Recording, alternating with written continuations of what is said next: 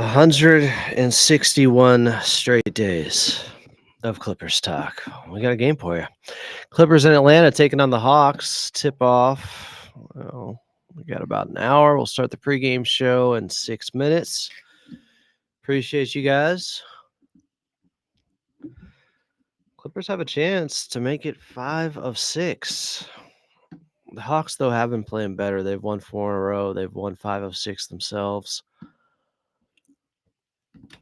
And they have Trae Young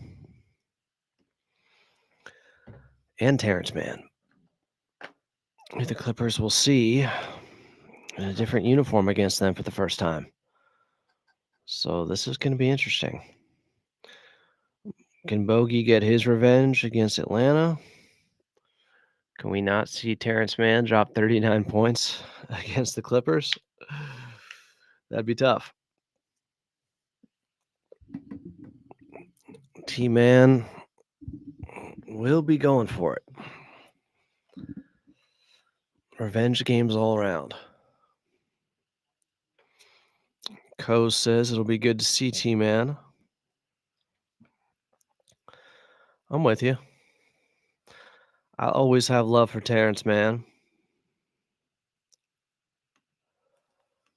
One of my favorite players with the Clippers.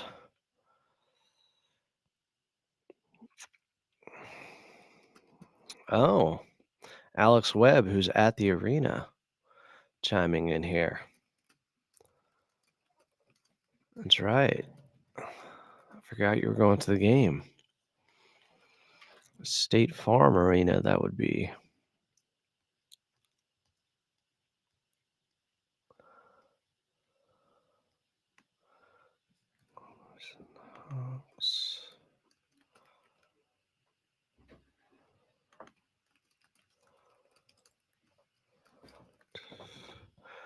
Pre-game in just a little bit.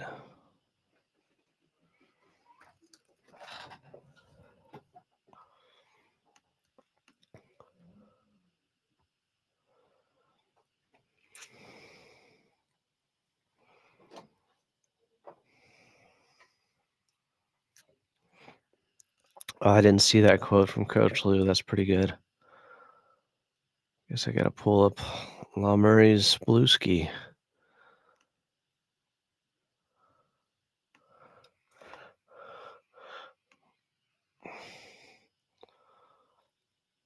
Let's see.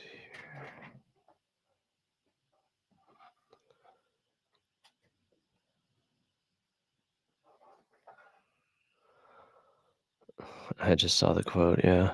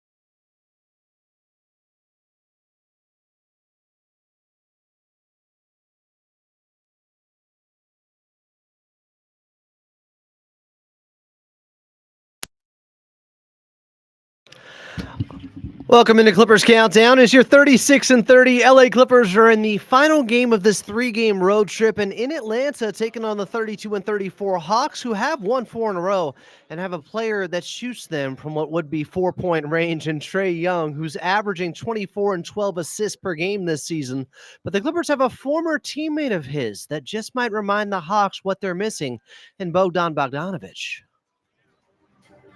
Clippers right to left. Bogdanovic left wing casts the three, and he rattles in. Bogdanovic on the left wing. Feeling good. Works around Wiggins. Stops right block. Scoop layup with the left hand, and he beats Wiggins to the rim. Right side, wrong hand. It's all good. Another opportunity. Bogdanovic, top of the key three. Oh, yeah! Bogey with 7 straight. Curl steps back. Left elbow jumper. Season high 25. Bogdanovic straightaway three. Bullseye! Bogey can't miss. 28. He's an archer tonight. It's another perfect arrow from Bogdanovic. Bogey led the Clippers with 30 in their 119-104 victory in Miami over the Heat on Wednesday, as the Clippers shot a season-high 59% from the field as a team and have now won 4 of their last 5. But can they close out this road trip with a winning record by staying hot in Hotlanta today? Tip-off between the Clippers and Hawks is just about 60 minutes away. Coming up, we got Coach Lou on pregame.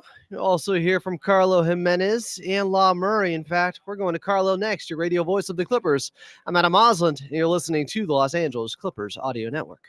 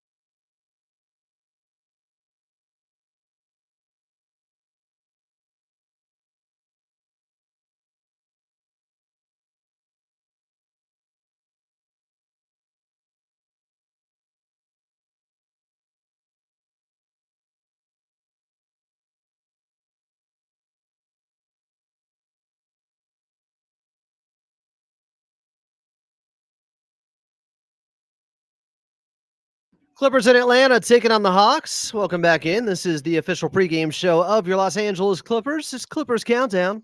I'm Adam Osland. Still to come, you're going to hear from assistant coach B. Shaw, back to being the assistant as we head out to Atlanta to State Farm Arena and get to your radio voice of the Clippers in Carlo Jimenez. Carlo, how we doing? Double A, what's up? I'm doing good. We're in Atlanta, ready to get going for this one. The Clippers and the Hawks, round 2.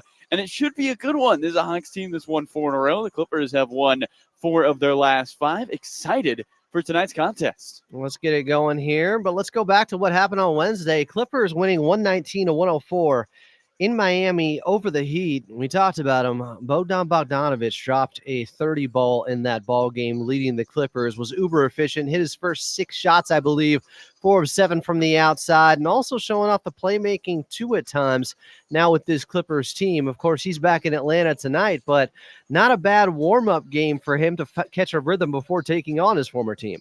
No, and we got a new nickname out of it, too. Him and James Harden going back and forth on X. I think Harden posted the clip of from the movie White Man Can't Jump. We got a little Sydney and Billy, and then Bogey going with Unovic is their nickname. Unovic is a nice one. Can we get Zunovic if we add Ivica Zubats in that one? All three of them had 20 plus. Overall, Adam, I mean, Bogey seems to fit in really, really well with this Clipper team. He has had a smooth transition. He's playing well on the ball and really looks comfortable playing around guys like James Harden, Ivica Zubats, even Nico Batum, who also started his NBA career overseas in Europe. Those three especially seem to play well together. And for this Clipper group, just to see somebody like Bogdanovic be aggressive, get downhill, and the biggest thing, like you've mentioned, handle the pick and roll. I mean, he has been able really to take the pressure, controlling and initiating on the offensive end, and that has been a huge plus for this group. 21 of his points in that last game in the second half, and big-time buckets every time down. Of course, the guy who was finding in that pick and roll, the roll man being Big Zoo, who went 12 of 16 from the field, had 14 boards, 26 points. I believe his 11th straight double-double. Zoo continues to dominate the opposition in a game where Bam Adebayo had just 6 points on 2 of 7 shooting.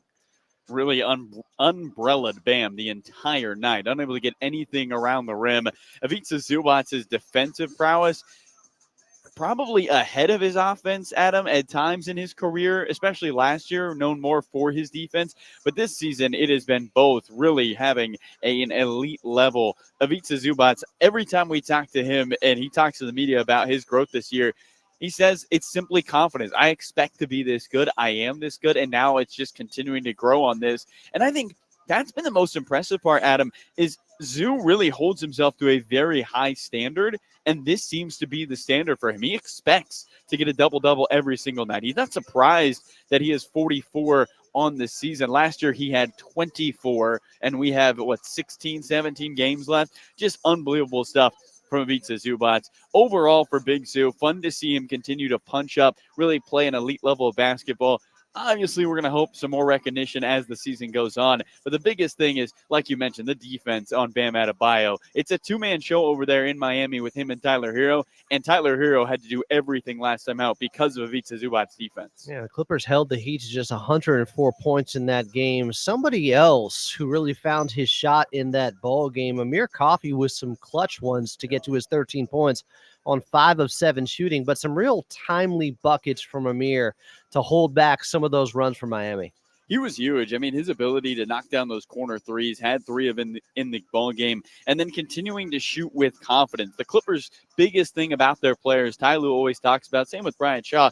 Look, we want our guys to play with supreme confidence. We want them to continue to shoot the basketball if they're open, and Amir Coffey continues to do that. That's why, look, on the season, Adam, I know he had struggled since the All-Star break, but he's a 41% three-point shooter. That is well above league average. He is excellent for the Clippers from outside the arc. For the first 30 games of the season, he was top 10 in the NBA in the three-point percentage on the year. The Clippers need Amir Coffey to be shooting at 40% if they want to make a run in the playoffs. It was good to see him get back to that level from the outside and pour in 13 points in the ball game, getting a couple of tough mid-range shots to go. One where he landed on his backside before the ball went in the rim. Great to see Amir get back in rhythm. Clippers in Atlanta closing out this road trip with Carlo Jimenez. We're just about 51 minutes away from tip-off. And coming up, Carlo's got his one-on-one with assistant coach, back to being assistant coach, Brian Shaw. That's next, right here on Clippers Countdown on the Los Angeles Clippers Audio Network.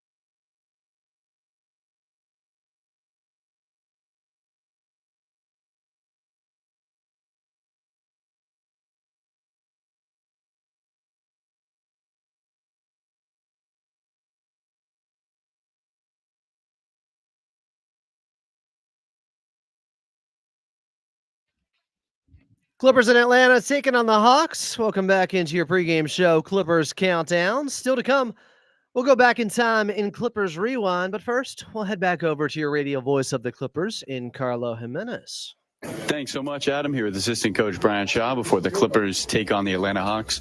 Coach, last time out, Bogey, 30 points, 10 rebounds for you guys. What about his skill set has seemed to fit with this group so easily? Seems like the adjustment period was pretty short.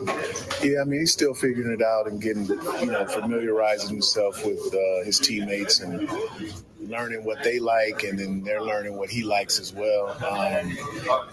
One of the things that we talked about last game was, especially putting him in pick and roll situations where he's handling the ball, for him to look to score coming off of that. And then once whether they blitz him or trap him or whatever, they can just allow his instincts to make the proper play after that. I felt like before that, when he first came in, he was kind of not trying to step on anybody's toes and looking to pass first. So he made the adjustment, at the perfect time that we needed to in this last game against Miami. And then, one of the things that we figured out as well, the Euros that were on the team that were in the game, Zoo, him, and Nico play pretty well together, because in the Euro style of play, there's a lot of passing and cutting, and ball movement and body movement. And on their national teams, they play that way. And so they played a lot in that Miami game together, those three guys. They seemed to play well off each other. Zoo talked to me post-game about how he felt like this is a team and a group of players that is all had to earn contracts or rotation minutes, and he feels that in that locker room, that everyone plays with a chip on the shoulder. As a coaching staff, do you guys feel that same way, and how does that help you on the floor? Yeah, I mean, definitely. I mean, you had, the past few years, at least since I've been here, you had PG and you had Kawhi, and then you had, James, who came, Russell. That's four guys that will be in the Hall of Fame. Out of those four, Russell was probably the one that was the most underrated, coming out of high school, had to really earn everything, and that's why he kind of plays with the chip that he plays with. And, with this team, especially with, Kawhi missing, the amount of games that he's missed, the majority of our team have been guys that have been role players on other teams or, that have had to come up through the ranks, and they're getting an opportunity now. And as a coach, sometimes that's the way that you like it, because no one's spots are guaranteed, and they change from night to night. So one guy might start tonight and then not be the best matchup the next night, or what have you. And so it keeps everybody on their toes. Last one for you. You get to see T-Man again today. What did you enjoy most about coaching Terrence Mann? Well, just his professionalism. He came to work every day. He's a great guy. Ty used to always joke about if he had a daughter, T-Man would be the kind of man that he would want. He would be okay with his daughter dating. So just all around good guy, but professional. Came to work, didn't complain about anything, and progressively got better, with each season. Thank you so much. Best of luck. All right, thanks. There was Carlo Jimenez pregame with Brian Shaw. Clippers will reunite with Terrence Mann, who's now wearing an Atlanta Hawks uniform. Clippers in Atlanta. Tip-off just 47 minutes away here on Clippers Countdown. Coming up next, we'll celebrate T-Man a little bit. We're going back in time in Clippers Rewind. Coming up right here on the Los Angeles Clippers Audio Network.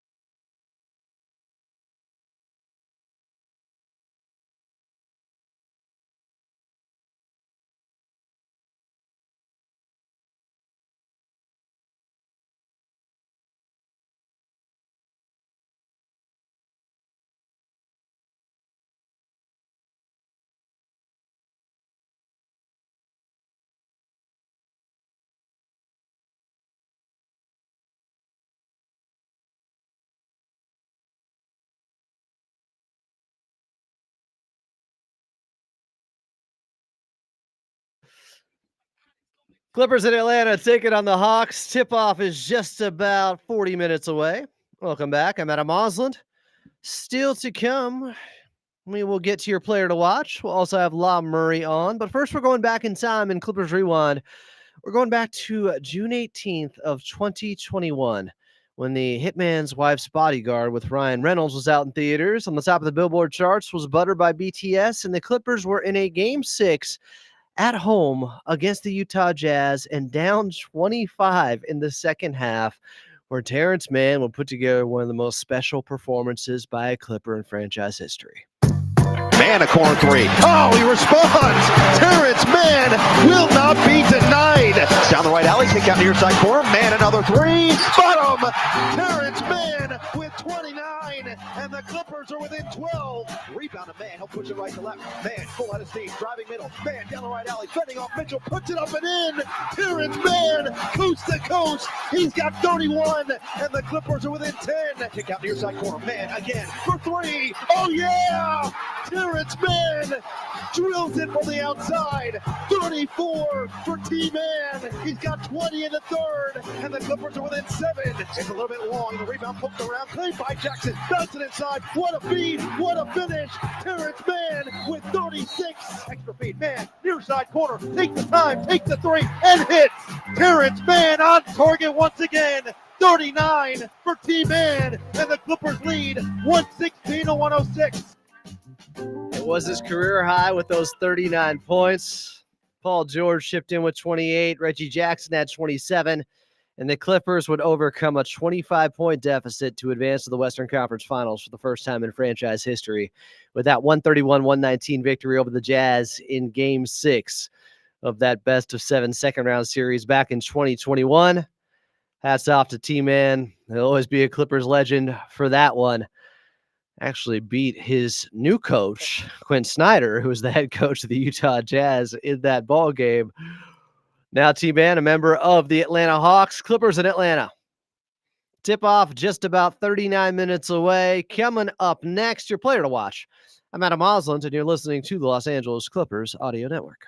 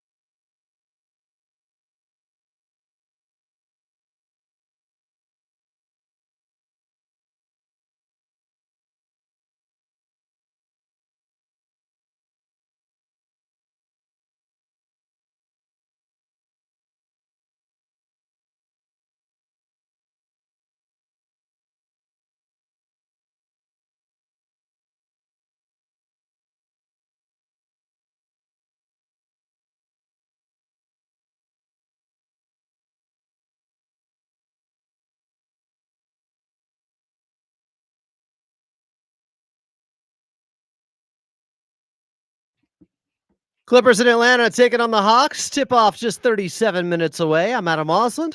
This is Clippers Countdown. Still to come, La Murray of The Athletic will be joining us. But first, this is LA Clippers basketball.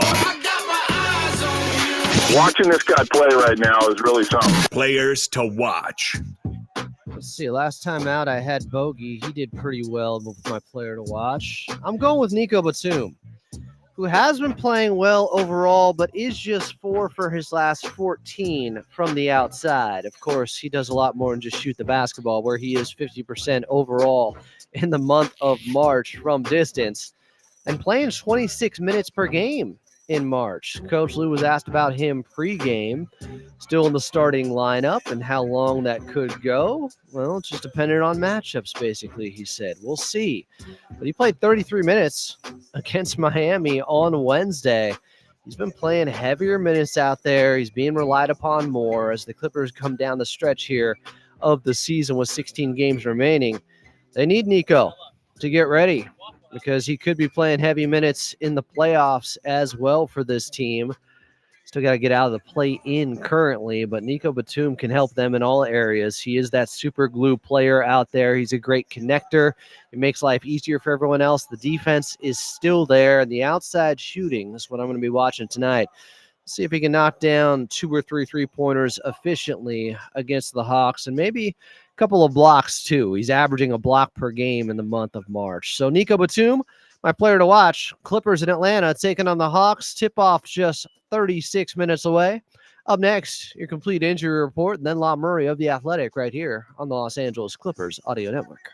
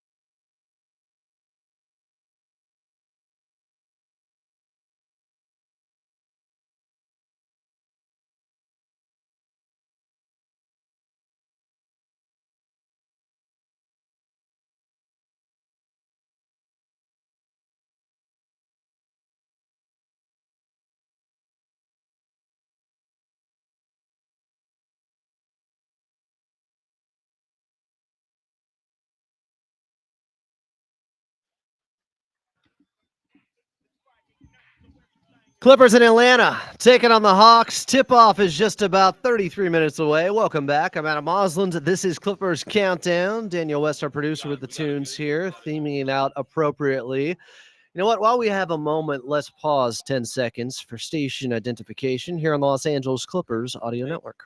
This is LA Clippers basketball. AM 570 KLAC Los Angeles, 98.7 KYSR HD2 Let's get to that injury report brought to you by Prize Picks. Prize Picks, download the app today and use code KLAC to get $50 instantly after you play your first $5 lineup. Prize Picks, run your game. For the Atlanta Hawks, they will be without Jalen Johnson. They will be without Clint Capella. No Larry Nance Jr. in this one as well. As for the Clippers, Ben Simmons is available after flying in yesterday, according to La Murray of The Athletic, and Coach Lou is back to being courtside. He will be your head coach again. B. Shaw back to being your assistant coach, but a nice 2-1 showing there from assistant coach Brian Shaw, filling in admirably for Coach Lou over the last few games here. Clippers obviously still without Norman Powell with that right hamstring strain. Hopefully we'll get an update on him coming up on Sunday when the Clippers return into a dome to take on the Charlotte Hornets.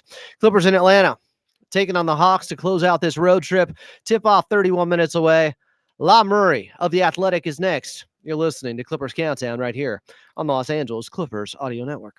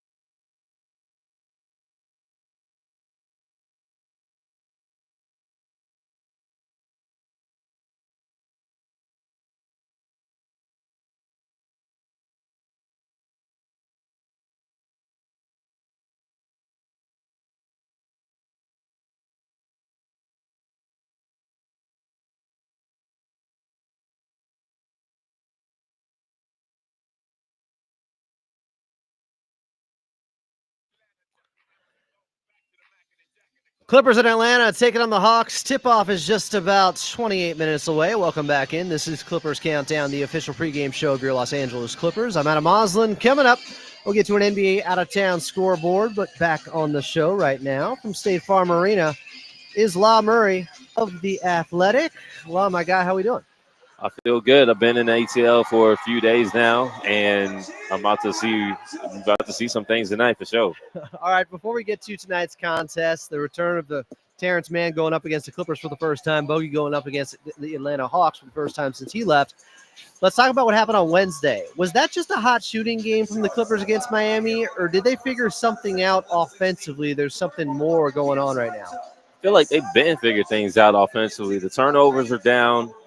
The pecking order offensively starting to separate. Well, not separate, but they're starting to be better possession to possession consistency there. I mean, shoot, Tuesday night they dropped 120 points in New Orleans. So that was a decent offensive game. It's the other end of the floor that I would be more concerned about as far as winning and losing games is concerned. It was terrible in New Orleans Tuesday, and that got a lot better Wednesday. But I really think that Brian Shaw, he said that he was going to make an emphasis playing through Zoo, having Zoo be consistent. I mean, that dude has 12 buckets through 3 quarters. It was funny because I'm pretty sure Zoo had another fourth quarter where he didn't get a shot up, but it didn't matter. It didn't matter. And then Bogey has been great in these fourth quarters, man. Like we saw it Wednesday and saw multiple times before Wednesday. To think that dude is just comfortable late in games. That's been great to see. Obviously, James is going to do his thing, and you really want to see Kawhi, get consistent and everything. But I think that offensively, it took a while, but I think this team is starting to understand that if they just take care of the basketball, they're going to get great shots, and they got guys who can make shots. I always feel like with the Beats of Zubats this season, a lot of it's just opportunity. But if there's an area that he's improved in most as this season has gone along, what would that be for Big Zoo? Honestly, I just feel like it is opportunity. Playing more, touching the ball more. Like, not even the minutes as much as the touches. Like, the minutes, I still believe it would be great if the Clippers could find someone who could fill in those moments where he's not on the floor. Maybe tonight, I mean, we got some advancements coming tonight as far as the roster is concerned. But, I mean, look, we've seen the hook for years. We've seen the post game for years. We've seen him figure out the free throws for years. Like, how about passing out of double teams? A lot of people cite that as something he's improved upon. But I would argue it's just, well, you didn't get double teamed as much because you didn't get the ball as much before. Yeah, that's part of it too. I mean, Zoo had a terrible start to the year passing the ball in 2023. And then a couple months working with James, and that short roll passing got a lot better even then.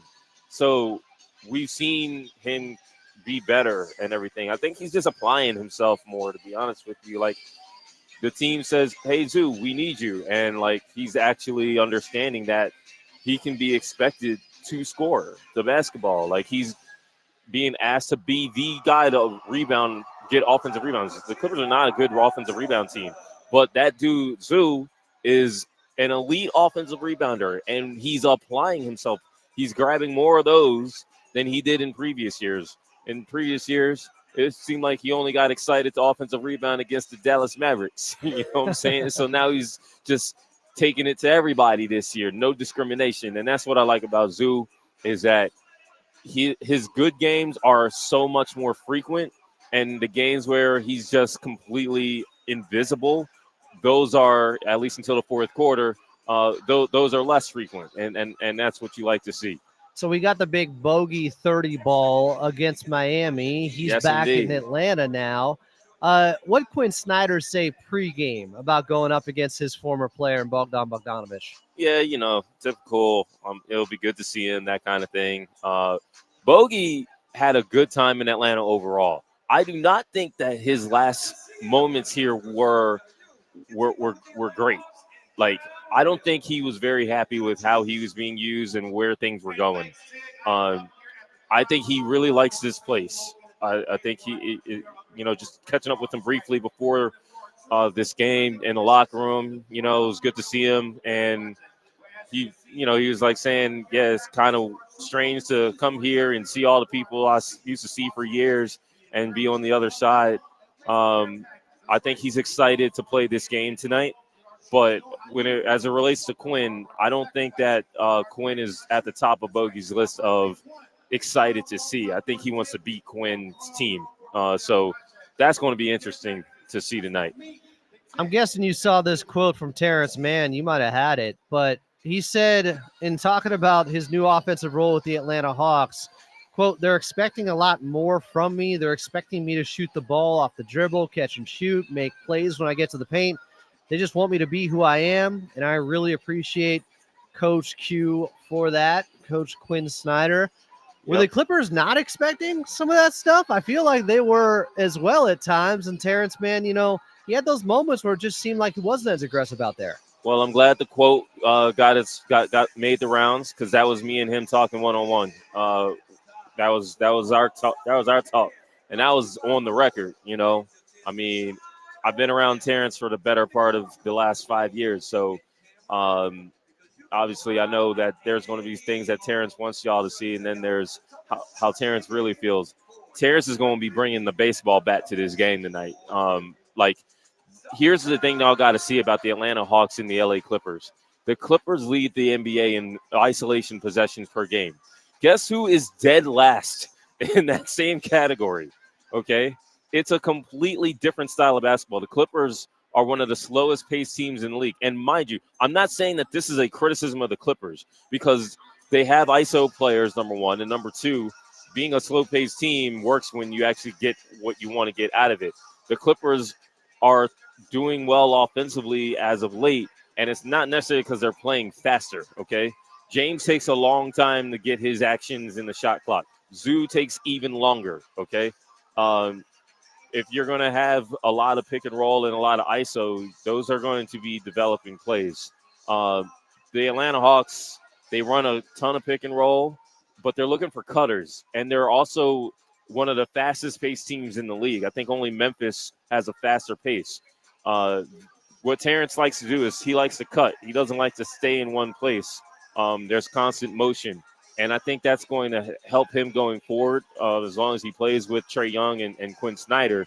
And so you're seeing that. But when it comes to the Clippers, what Terrence expected was to get more opportunities offensively, especially in the pick and roll. He didn't get that. He was the last option again. Derrick Jones Jr. got more touches than Terrence. And this is when he was in the starting lineup.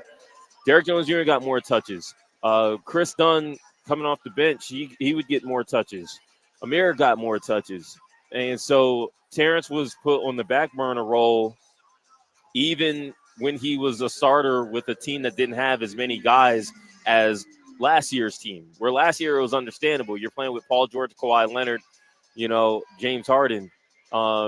This year's team, I think he was disappointed by that. He got off to a slow start. He got taken out the starting lineup. Right when he was figuring things out, he fractured that finger on his left shooting hand and required surgery. He comes back the same night that Kawhi Leonard comes back, and we knew immediately that it was just a matter of time. So I do think that Terrence expected more. Maybe the Clippers expected more, but the coaching staff didn't really expect more. So that's been the difference. It'll all come through tonight because, again, you're just going to see two very different styles of basketball, and you're either going to see a lot of points or a blowout, one of the two things. Well, Murray's going to get me on Blueski because I missed this one. The article is Terrence Mann is yet to reflect on time with Clippers as he finds groove with Hawks for The Athletic. That's where that quote came from. Lai, you talked with Coach Lou. I didn't miss this earlier about the starting lineup and Nico Batum still being in it, what that means moving forward. Do you see him as the long-term fit with the starters, and that would put Kawhi at the 3, even in a playoff series? I don't, but it's interesting to see. It's going to be interesting to see what happens when Norm comes back. I mean, I can see Chris Dunn going to the bench, but one thing that T. Lou said that was interesting about starting Nico Batum is that it's giving Nico an opportunity to get more shots. We never, ever hear T. Lou talk about Nico Batum getting more volume offensively. So him saying that, it's not just about minutes. It might just be about fit and getting him, getting him involved in the offense. And so one thing about Nico, you don't need to question his ability to shoot the basketball. He's going to shoot it quickly. He's going to be in the right spots, and that's going to be that. Like, Nico's not gun shy. And so if he's playing starters minutes and with first unit guys, he's going to be able to hold up defensively. It's just a matter of being able to knock those shots down. The reason I feel like Chris Dunn is probably going to stay in the starting lineup is because Chris just does a much better job of handling the basketball and guarding point of attack guys. We've been talking about that for years. I don't think they're going to sacrifice that just to start Nico. That being said, there's a lot of different lineups that T. Lou has at his disposal, and we haven't really scratched the surface because we still haven't gotten Ben Simmons, Kawhi Leonard, Norman Powell playing in the same game. It's not going to happen tonight, but we're getting closer because Ben is back. And Norm is coming back very soon. If it's not Sunday, I do think that he will be back sometime in this homestand that they have coming up, and I would expect it to be sooner rather than later. So everything happening with this team is very interesting. All these games matter. All the games within the game matter. So I hope you all are tuned in tonight for not just the final result, but how we get there. And quickly, Law, just to follow up on that, we didn't get an update pregame about Norman Powell, correct? The 10-day reevaluation, that hasn't occurred yet? I mean, not in public, but I can tell you, like, we'll see what happens Sunday. I was told don't rule him out for Sunday, but don't necessarily rule him in. So it can go either way Sunday, but I think sometime during where they really will need him, Cavaliers, Grizzlies, they end the weekend against the Thunder, he'll be back. Law Murray, a little bit of a nugget there with a Norman Powell update for you here on Clippers Countdown. Law, thanks so much for doing this. Everybody go read the piece with him interviewing Terrence Mann before this huge matchup. Clippers in Atlanta taking on the Hawks. Law, appreciate you. We'll see you back at Into a Dome on Sunday. Hey, thank you. Football is life, and enjoy the games. Coming up next, we got an NBA out-of-town scoreboard. Clippers and Hawks. Tip-off 16 minutes away. I'm Adam Osland, and you're listening to the Los Angeles Clippers Audio Network.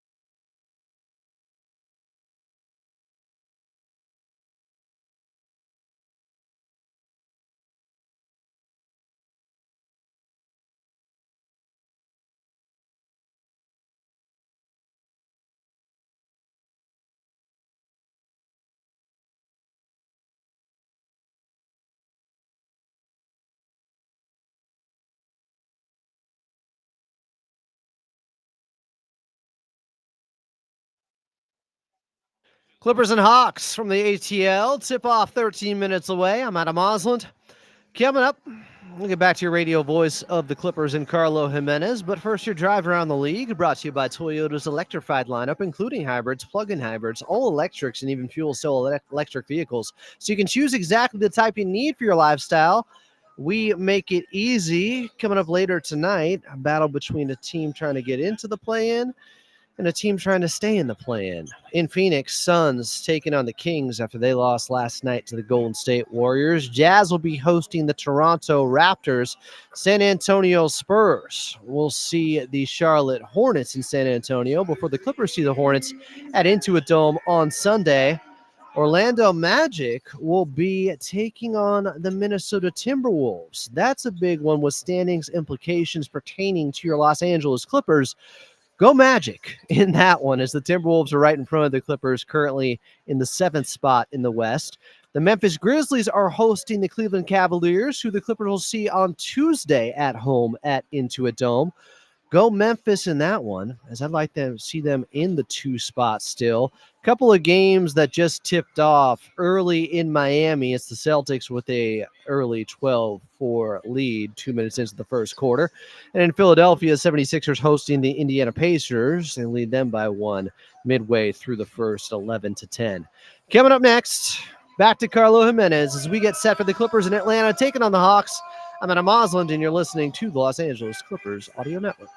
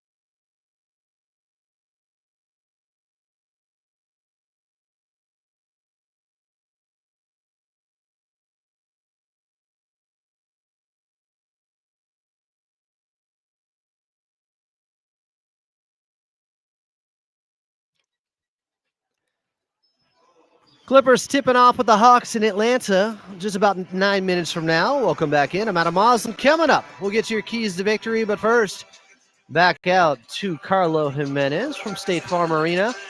So, Carlo, this Atlanta Hawks team, they've won 4 in a row. They were struggling before that. How have they turned things around here out of the All-Star break now? You know, Adam, they have done a really good job of honing in defensively. While they struggled really before the All-Star break, they have added, I mean, really not added, but they've gotten a little more athletic at the 5. Clint Capella hasn't played a couple of games, and Onyeka Okongwu and Mohamed Gay, their back line, has been excellent for them this season. Mohamed has just played 18 games this year, but he's kind of changed things for them, averaging nearly a block per ball game.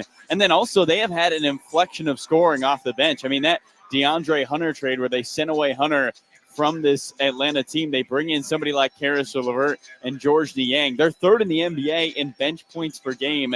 A big reason why is because 2 of their best scorers, LeVert and Niang, come off the bench. So they come at you in waves. They'll play 10 deep, and they're going to get out in transition, Adam. They get the 7th most points per game off turnovers in the NBA. They get into the paint, too. Top 3 in the league in points per game in the paint.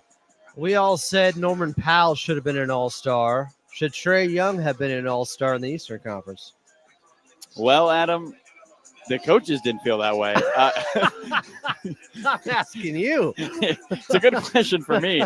Yeah, I think it's hard to leave out the guy who led the NBA in assists. He has been excellent at finding his teammates, kind of taking a step back offensively this year, too, really focusing on helping the other guys out. It's an interesting discussion. I think for somebody who's leading the league in clutch points and clutch assists, along with those assist numbers, feels like he should have been in there. But at the same time, this is an Eastern Conference, especially the guards. It's just so stacked. And we know this. A lot of teams will often vote on how good your team is playing. It is not just how many points, how many assists, how well you're doing on the offensive end. And there were months when Russell Westbrook was a Washington Wizard when he averaged 30 and 18 and 11, and he didn't win. He wasn't in the MVP conversation. Well, it's because the team wasn't playing well. It matters. You have to play well as a group to get those kind of awards. And I think, Atlanta at the time still in this play-in, trying to figure out, are they all in on the playoffs? Are they going to try to play capture the flag and go for the youngster Cooper flag? And Trae Young being the head of that, I'm sure that played into the decision-making. What have you liked from Nico Batum in the starting unit with this Clippers team, and how long do you think it lasts? I was really interested in B. Shaw's quote in our pregame interview where he said, the European players on this team play really well together. And I 100% agree with him. It's not something I looked at after the last game, but Nico Batum is the ultimate connector, according to Lawrence Frank. And I have to agree with L on that comment. He is somebody who really brings this group together. He has stepped up his defensive ability, a block a game since starting for this Clipper team. I think Nico Batum is here to stay in the starting lineup. I almost think, Adam, knowing Ty Lue, I know it's only my second season, but I could see them going away from this lineup, and then the minute the playoffs start, going right back to it, because he doesn't want too much film on what looks like right now one of his best groups. Now, we have not seen Norman Powell with this Clipper team in some time. So how does it look when Norm's back into the fold? Nico Batum, Adam, is doing all the right things on the offensive and defensive end for the Clippers. He has been a great fit for this starting lineup. Yeah, I've said all season, I feel like with how good he looked with Team France in the Olympics last season, maybe the Clippers were just saving him. He's an ace in the hole type that they can throw out there at power forward. So then Kawhi's downsized to playing the 3 in a playoff series, depending on the matchups. And we know how Coach Lue is. He's called the chiropractor for a reason. He loves making those adjustments. Lineup adjustments are a part of it. Now, Nico Batum is my player to watch in this one, Carlo. Who are you going with for the Clippers? Wow, look at that. Tee up me talking all good about Nico, and then you pick him as his player to watch? Wait a second. What am I selling him for you? I don't know. You talked me into it. We need to go to this rules, this Daniel West on this one. That just seems not allowed. You're going Nico Batum. I'm going to your player to watch from last game. Give me Bogdanovich in his old stopping grounds. He set the franchise record for threes made in a season with this organization back in 2023-24. I don't expect anything less. Bogey is going to be looking for buckets in this one. There you go. That's my player to watch. Bogey versus the Hawks. Terrence Mann versus the Clippers. We got a bizarro world type matchup going on in the ATL. Carlo Jimenez is on the call. Tip-off just about 5 minutes away. Coming up next, we'll get to your keys to victory right here on the Los Angeles Clippers Audio Network.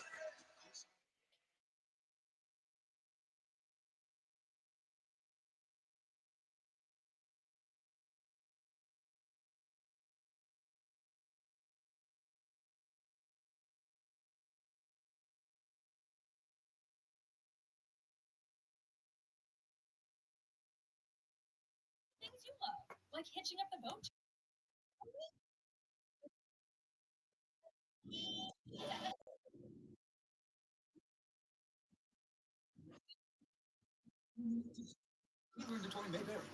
Nice, Daniel. Thank you. Toyota, let's go places.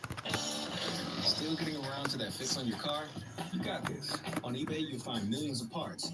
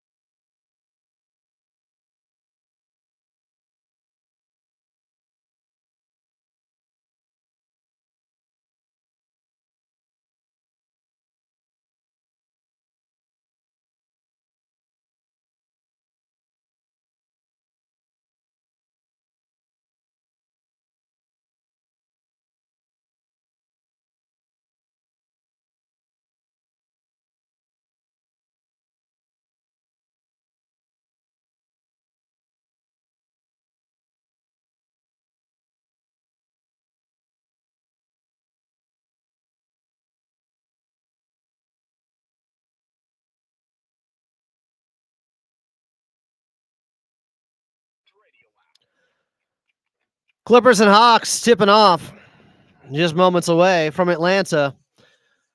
I'm Adam Osland. This is Clippers Countdown. Let's get to your keys to victory here. The Atlanta Hawks, well, they're a pretty good scoring basketball club, and they are top 10 in three-point percentage on the season. That has been something as of late that has been burning the Clippers. They got to make sure to close out on shooters in this one, not let the Hawks get hot early on, because I don't know if the Clippers are going to shoot 59% from the field in this ball game and 48% from the outside. They might have to flex their defense and let the defense do the talking. That is their identity all season long. They got to get back to it, because recently they've been about 19th in defensive rating post All-Star break. That accounts for the last 12 games from the Clippers, where they're 5-7. All right, here we go. It's Carlo Jimenez on the call. Clippers and Hawks from State Farm Arena, and tip-off is coming up next from Atlanta right here on the Los Angeles Clippers Audio Network.